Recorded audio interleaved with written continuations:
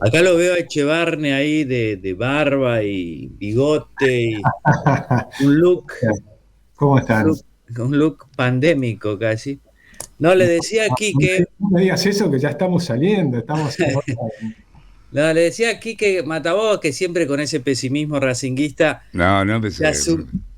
se asombraba que yo le decía que hay entre los analistas un mayor optimismo que hace una semana, ¿no? Después de los números de mayo, los números de junio y los números de julio indicarían que estamos volviendo a recuperar la actividad. Es así, ¿verdad? Dependemos del virus, nada más.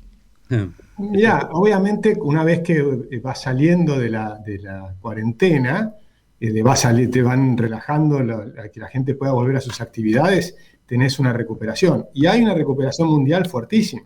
Cuando vos mirás lo que está pasando en Estados Unidos, se está esperando que la economía rebote un 6,5%. Lo Mm. mismo pasa en Europa, lo mismo pasa en China, Japón. Es decir, que tenés una recuperación mundial muy importante. Argentina además tuvo un buen primer semestre porque los precios de los commodities aumentaron fuertemente, la soja, el maíz y demás, y eso permitió la recuperación también de parte de las reservas. Se recuperaron cerca de 6.000 y pico de millones de dólares. Es decir, que tenías varios temas que fueron positivos. Pero ojo, porque cuando vos mirás cómo están las personas, cómo están los ciudadanos, vos mirás que desde el 2013 para acá el poder adquisitivo de los trabajadores cayó 40%. Y si mirás las jubilaciones, Perdón, ese dato me interesa particularmente, dado que soy asalariado. ¿El 40% cayó el poder de compra de los salarios desde cuándo? desde el 2013 para acá. Mm. Entonces tenés una caída que Argentina viene en una caída, ya no es decadencia. La decadencia de 70, 80 años, eso fue porque nosotros crecíamos, pero el resto del mundo crecía más rápido. Entonces nos pasaron un montón de países que eran mucho más pobres que la Argentina, todo el sudeste asiático, los tigres del Asia, pero después nos pasaron muchos países, nos pasó Chile, en América Latina, nos pasaron los países pobres europeos, que eran mucho más pobres que Argentina, nos pasó España, nos pasó Grecia, nos pasaron un montón. Y después nos terminó pasando, ahora nos está pasando Botsuana. O sea, estamos a nivel de que nos empiezan a pasar los países africanos. Entonces, ya, pero ahora en los últimos 10 años, esto ya es una caída, ya no es decadencia. Esto es una contracción económica. Lo que está sufriendo en Argentina es que somos un país cada vez más chiquitito. El sector privado argentino es cada vez más pequeño y lo matan de impuestos. Y como es cada vez más pequeño, no alcanza la recaudación nunca, porque el Estado sigue despilfarrando. Pues no es solo que gasta, es que además de gastar, despilfarra, y despilfarra de una manera descomunal. Por eso nunca les alcanza la plata a los políticos.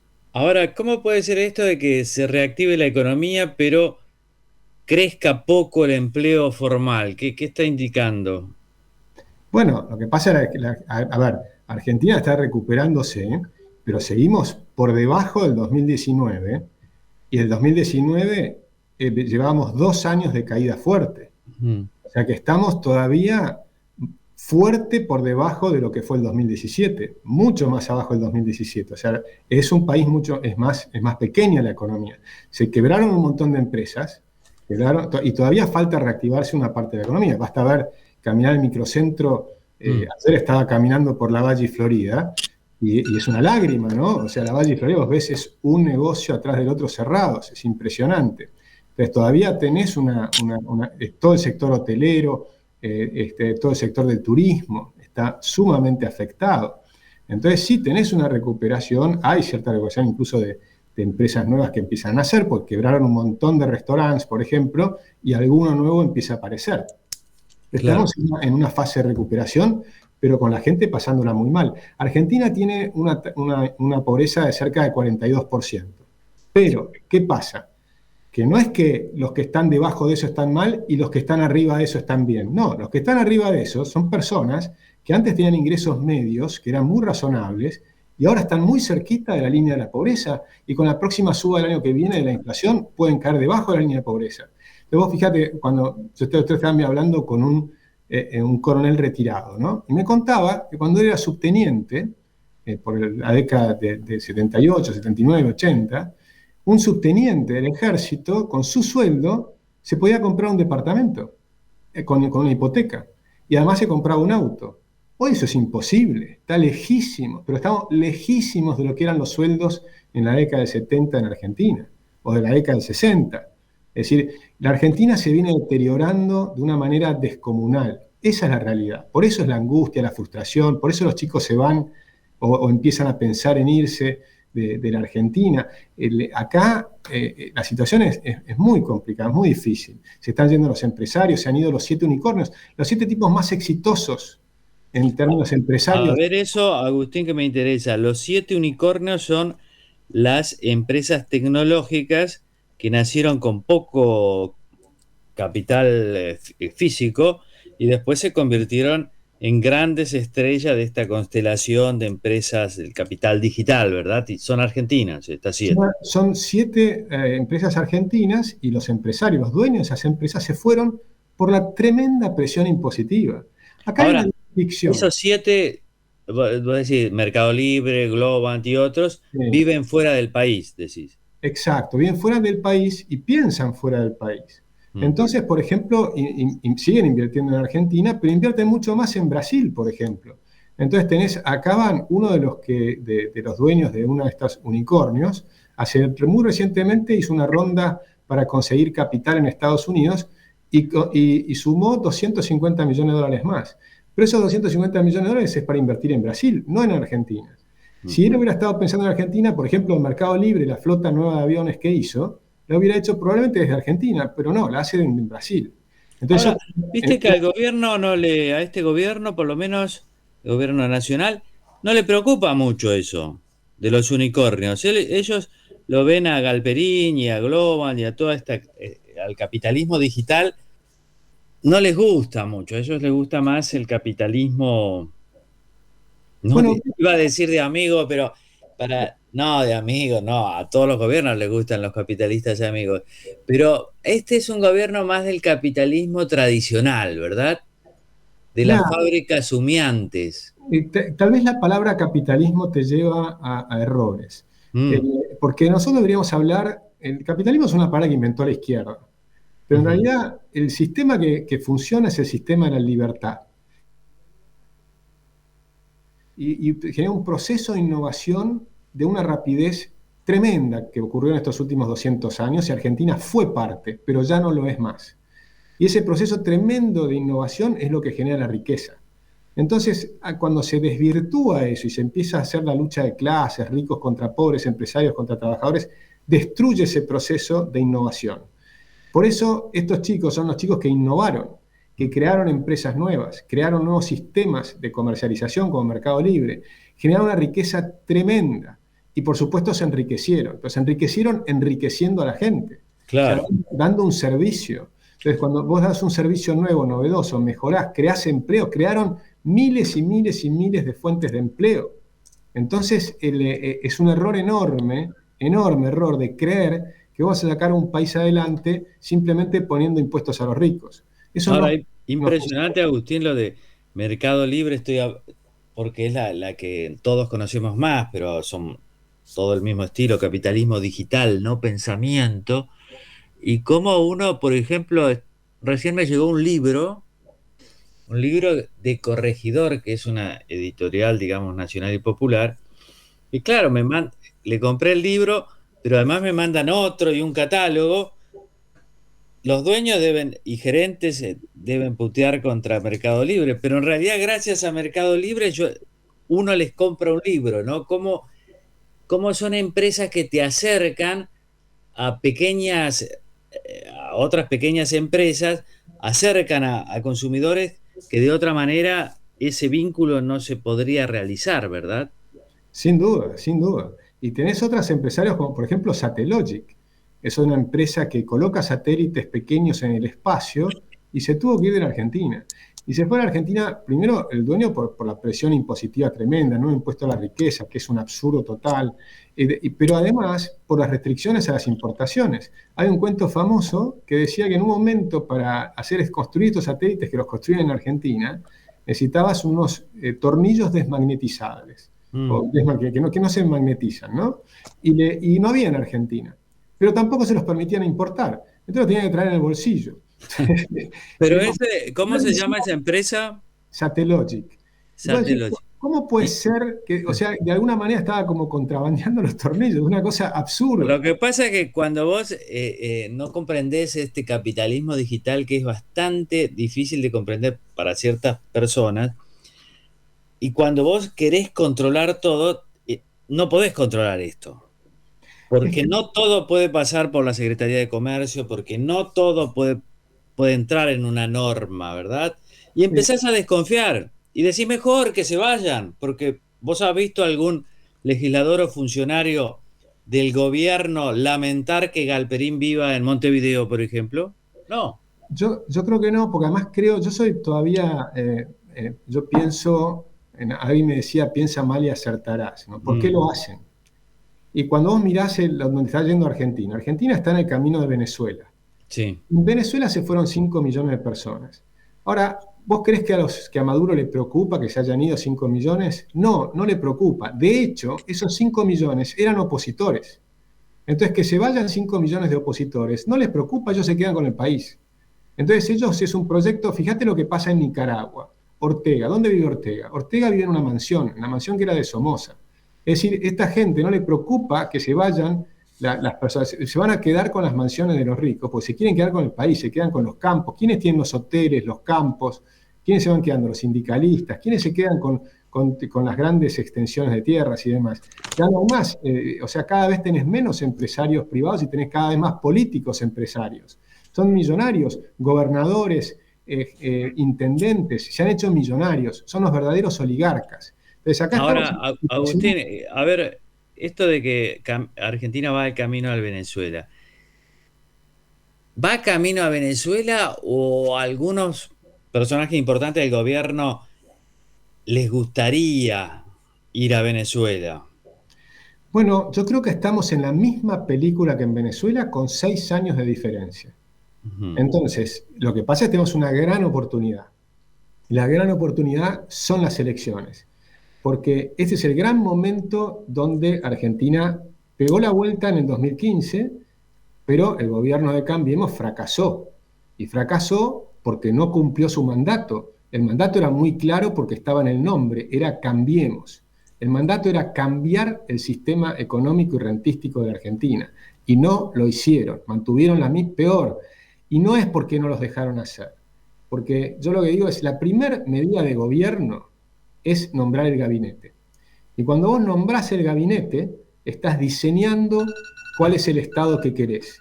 Y lo Mm. que hizo Macri, en lugar de achicar el Estado, en lugar de achicar los ministerios, las secretarías, sus secretarías, las agrandó. O sea, su primer hecho de gobierno fue agrandar el Estado. Entonces, se agrandó de 15 ministerios a 23, porque puso 21 más 2 supercoordinadores, ¿se acuerdan? Lopetegui y Sí. Quintana. Entonces, y abajo de eso, por supuesto, se multiplican las secretarías, subsecretarías, direcciones. Yo voy a tener 3.000 ravioles, el organigrama que tenía Macri. Nosotros lo teníamos desplegado en la fundación para analizarlo, para cómo recortarlo, ¿no? Y teníamos planeado recortar de 15 a 7 o de 15 a 8 y todo lo que se recortaba abajo, y cuando llega Macri lo duplica prácticamente. Entonces, eso fue gravísimo. Eso fue gravísimo, porque no es cierto que no se hizo porque no se pudo. No supieron en todo caso cómo hacerlo o no quisieron. Eh, Ahora, ¿por qué vos crees que grupo que llega al gobierno multiplica los ravioles que serían los cargos? Porque bueno, alguna lógica debe haber. sí, esa lógica yo creo que vino de la idea, me parece que fue de CIPEC, que lo que ellos creían es que es muy difícil manejar el Estado, lo cual es correcto. El Estado es paquidérmico, es inmenso, es muy difícil de gobernar. Entonces, como que crearon un Estado arriba del Estado. Y entonces es en crear una nueva estructura arriba de las estructuras del Estado para poder controlarla, en lugar de sacar a los que no servían abajo. Entonces, los kirchneristas que habían aumentado en los últimos meses, creo que eran cerca de 60.000 personas, lo primero que tenía hecho el gobierno es sacar esas 60.000 personas y reducir y poner su gente y achicar para abajo y reemplazar, no poner gente arriba. Pero Porque si algunos te dirían, bueno, pero si entras echando gente, nosotros queremos venir a cerrar la grieta, hay bueno, que ahí está cerrar lo la mismo. grieta. No hay tiempo, porque ¿cuál es la verdadera? Acá hay una grieta que no vas a poder resolver. La grieta moral. Hay gente que viene a robar a la Argentina. o sea, que quieren quedarse con Argentina. Esa grieta no la vas a eliminar. Voy a estar siempre en contra de los que vienen a robar. O me vas a decir que por qué se hacen millonarios tantos presidentes, expresidentes que viven en Puerto Madero, a veces con departamentos prestados. Es una cosa muy extraña, ¿no? Entonces, los gobernadores, intendentes, sindicalistas, millonarios por todos lados, mientras el país se hace cada vez más chiquitito. Esa grieta no la vamos a cerrar. Hay que combatir esa forma de trabajar. Lo que tengo que hacer es volver a la Constitución, volver a la justicia, y tienen que ir presos los que roban. Tienen que ir presos los que roban. O sea, la grieta se va a resolver cuando vayan presos los que roban. Entonces, ahí vas a empezar a entender que tenemos un país distinto. Vamos a empezar a creer en la justicia. ¿Vos sabés que la justicia es de todos lo que menos creen los argentinos? Claro. La imagen de la justicia es la peor de todas. Sí, Agustín, volviendo para atrás, me gustó lo que vos decías de que, bueno, algunos regímenes se ve claro, Venezuela, pero también Cuba, les interesa que los que no están de acuerdo se vayan. Porque ahí encuentran gusanos, encuentran personas, encuentran otros sobre los cuales descargar las responsabilidades de sus propios fracasos si le va mal, ¿verdad?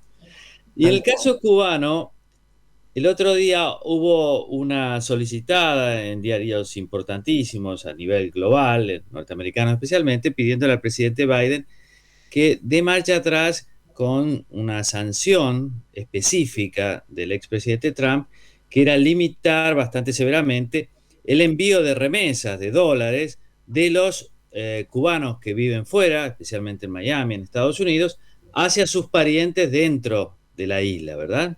Porque claro, eso desde mirado es una medida con muy poco humanitaria.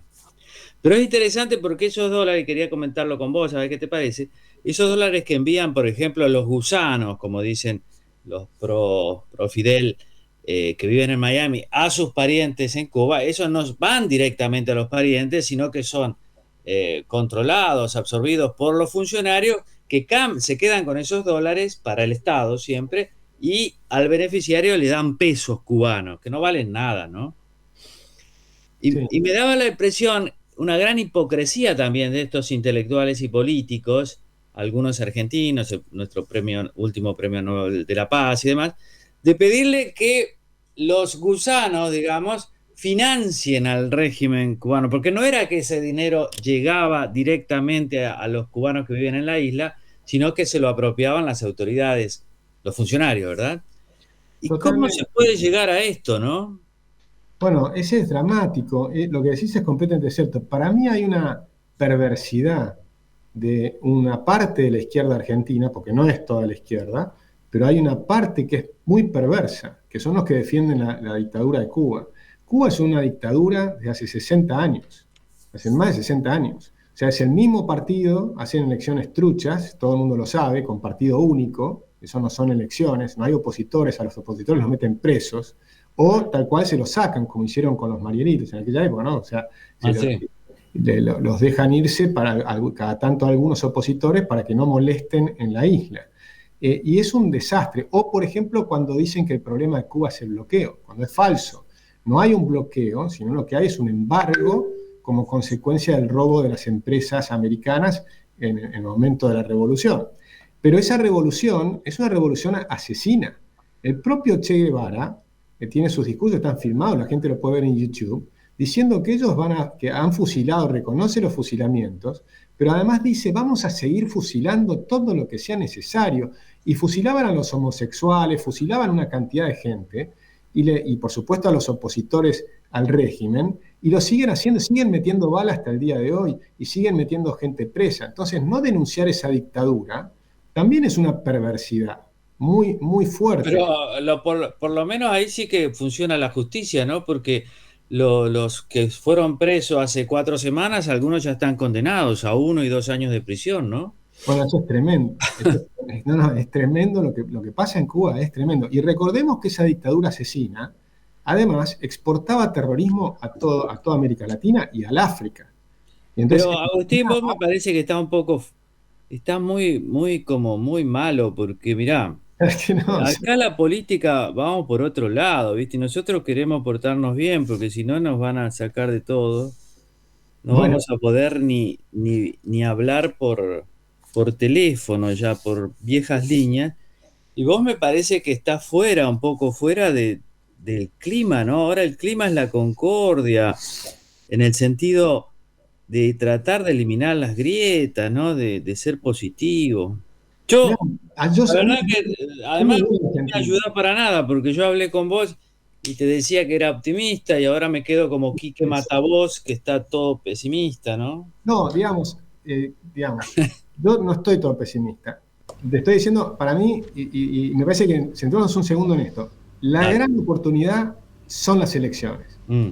porque lo que está claro es que cada vez que cae tan fuerte el salario real, cada vez que la confianza del consumidor, por ejemplo, que mide la Universidad Torcuato Di Tella, está tan baja, estamos en los mínimos. Ah, sí, Cada eso es interesante. O sea que según esta, que casi siempre le acierta la Ditela, ¿no? Sí, y cada vez que está tan bajo ese indicador, te va dando que el oficialismo pierde las elecciones. Es decir, que la gente comprende que hay que cambiar. Mm. Ahora va a venir el cambio, en el 2023 va a venir el cambio. Va a perder las elecciones el kirchnerismo, pero hay que defender los votos con fiscales, o sea, la gente tiene que anotarse con fiscales, necesita más de 100.000 fiscales, y ahí va a ser una nueva gran oportunidad. Y esta Bien. vez no puede ocurrir lo que ocurrió con Cambiemos, que no cambió. Dejémoslo ahí, Agustín. Dale. Vamos a dejar en la oportunidad. Te agradezco mucho la charla y también te agradezco que seas así bien suelto para tratar de analizar lo que pasa, ¿no? Muchas gracias, Seferino. Abrazos. Abrazo a todos.